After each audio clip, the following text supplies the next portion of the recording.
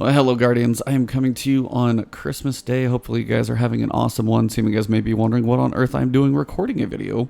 But I have a couple cameos that'll be joining us a little later, so I have some family they wanted to get on one of my videos there. Some of my biggest fans, so wanted to get them on one of these videos because I'm down here with them live. But it is a weekly reset. Iron Banner is live.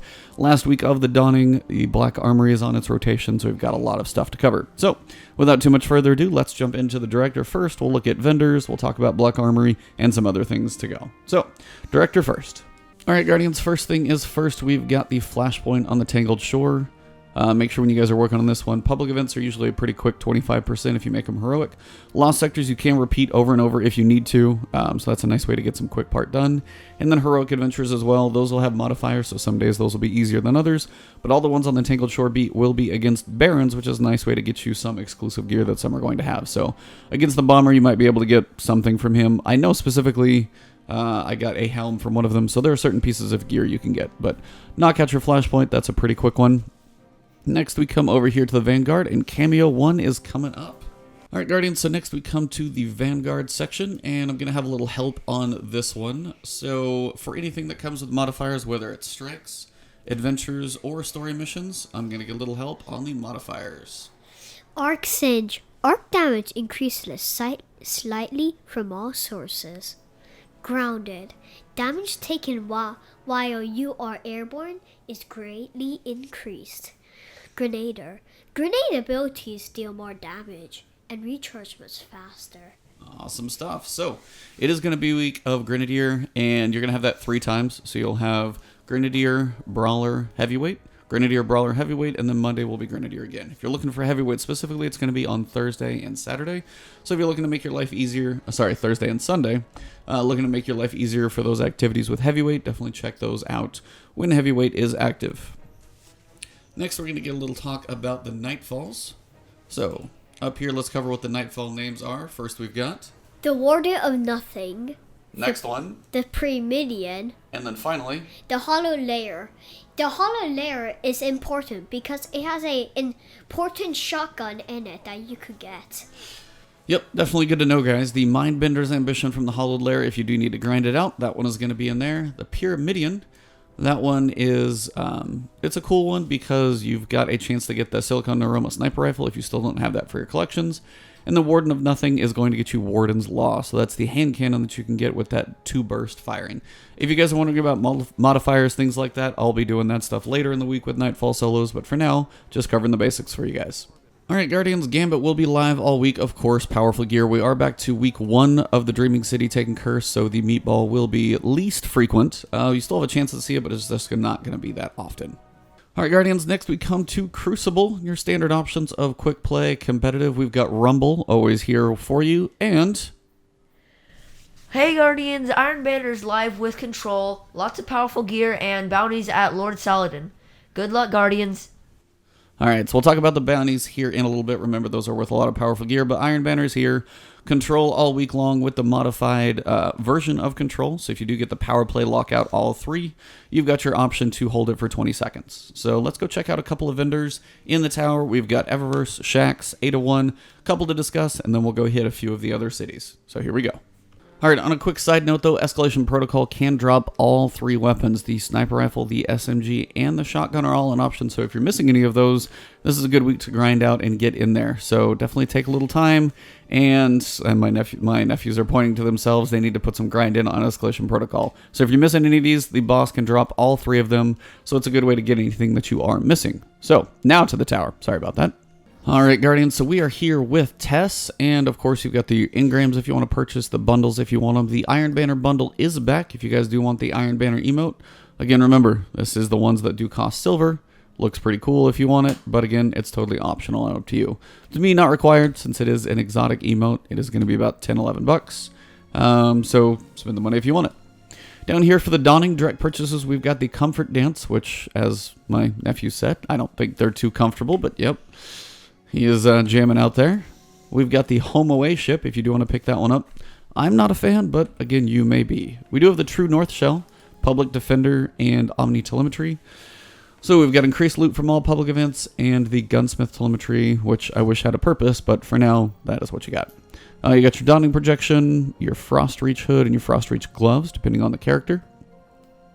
And again, if you are looking for finishing up baking anything in Eva's oven, you do need to do that this week. So I did masterwork mine, so it's going to help you kind of go through and work on these. And honestly, for me, if you've been playing a decent amount, you're going to have a lot of ingredients to bake these things with. But if you're going to max out that sparrow, it does take 120.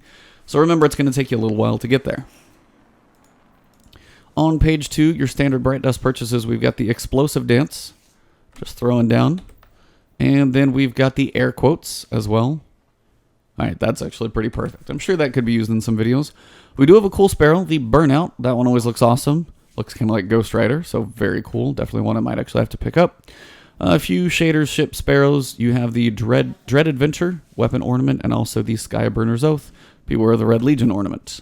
Everything else is pretty standard. Don't forget to pick up your Rise to the Challenge, Prismatic Facet Bounty, and then, of course, your standard ones down here. Next, let's go to Shaxx. All right, Guardians. Well, I was very quickly corrected when I used the wrong word. We are coming up here to Lord Saladin, not Shaxx. My fault, but corrections come quick. But yeah, I'm going to get a little help on these bounties as well. So let's cover these, and then we'll go through a few rolls on the weapons and armor. The first bounty is Lightbearer. Land super final blows 20 times. The second one is In the Zone. Capture 50 zones. The third one is Iron in the Blood. Complete matches 15 times. Next is Shine On.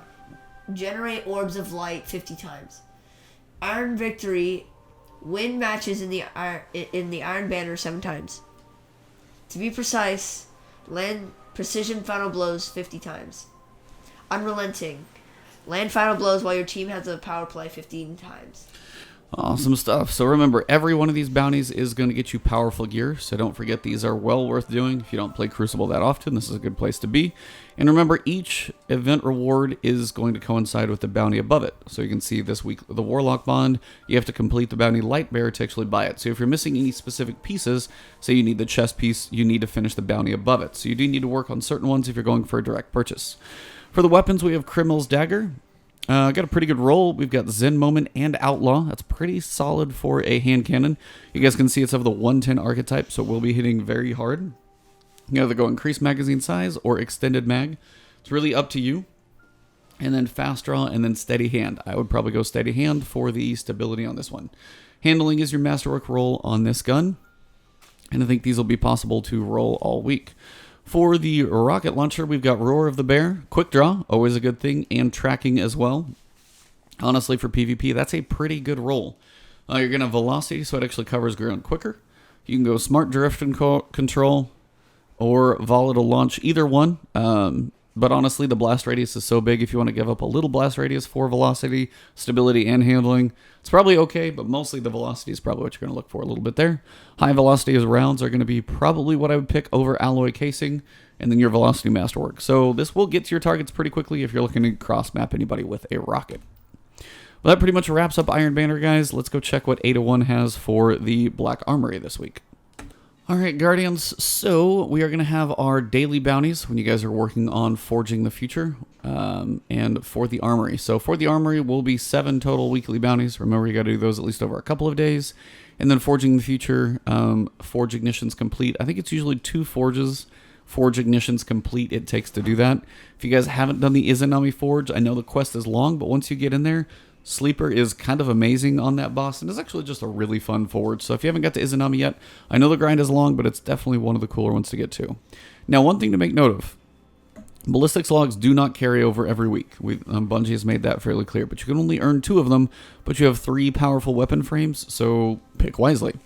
You're going to have the auto rifle, you're going to have the sword, which is brand new, I think, for everybody, and then the hand cannon. Now, a hand cannon has some really good rolls. I know people are talking about the Kindred Orchid having some pretty solid setups on it. I have no clue about the sword. I know you could probably check light.gg. And then the auto rifle as well, probably having some pretty good options. But the sword is brand new, so if you don't have that, maybe make that one of them. And then I know the hand cannon is really solid as well. So those might be some pretty good choices for you guys. Down here, for Crucible Arsenal, we've got pretty easy ones. 30 Guardians defeated. 3 public events in the Dreaming City, 2 Primevals defeated. These are usually not bad, and remember, the augmented weapons are the ones that drop with an extra roll. So, say if I pull, and I always forget which one it is, But you guys see how I've got these 2 roles here that are set up? Everybody always asks me what I use for my Go Figure, so here's another view of it. Basically, what it would have, it's either this column or this column, and I forget which one. You're going to have an extra perk choice down here or down here. So say I have Outlaw, Rampage, and Kill Clip, for example. That would be like the best role in the world, but you could actually have the option of both. So it really just depends, but it gives you a little more variety in your roles. So some of those are pretty easy bounties to do, so if there's something you want to pick up when you get to keep getting these modulus reports, definitely consider doing the easy ones, whatever you're going to spend some time in. If you're doing Iron Banner, 30 enemies in Crucible, that's going to be pretty simple. Do a couple matches in Gambit, knock it out pretty quickly. So some are easy to do. These aren't really difficult. So if you get a few modulus reports saved up, definitely knock 1 or 2 of these out while you're playing. All right, so here we are at Spider. Remember, guys, you can pick up 1 or 2 enhancement cores if you got some extra shards left over. If you're looking for easy bounties to do for Ikora, most of these are going to be pretty simple to knock out. Remember these 6 bounties? They all give you enhancement cores. The wanted bounty of the week is Arcadian Cord. It gives you powerful gear. Very nice. So yeah, don't forget this one. Arcadian Cord is going to be on Nessus, so you'll see failsafe there in the flavor text. And powerful gear, as you guys are still leveling up, because I'm not even max level yet. Some of you may be, but still worth getting. And if you don't have Lord of Wolves, these wanted bounties are a good way to get that to drop. So if you're looking for an exotic, still haven't got that one to drop yet, this is a good place for it.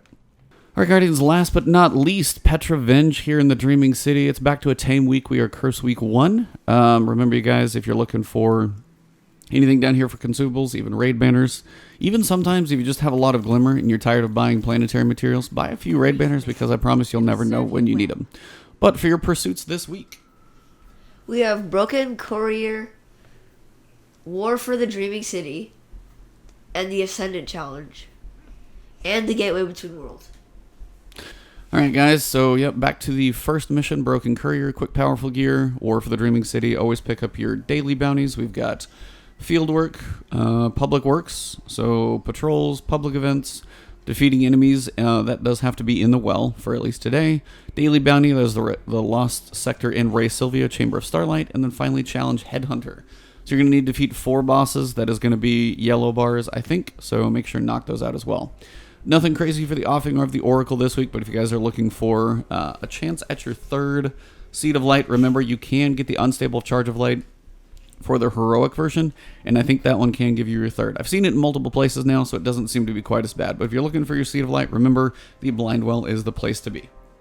All right, Guardians, well, Merry Christmas, Happy Holidays to everybody out there. I have my 2 cameos in here, Stonewolf 1.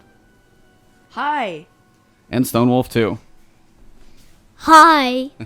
So those are my nephews, guys. Hope you guys enjoyed the video. Have an awesome week. I will be back in town later and trying to get some videos up later in the week. But if you're traveling, be safe on your travels. Have an awesome week. Enjoy your time in Destiny.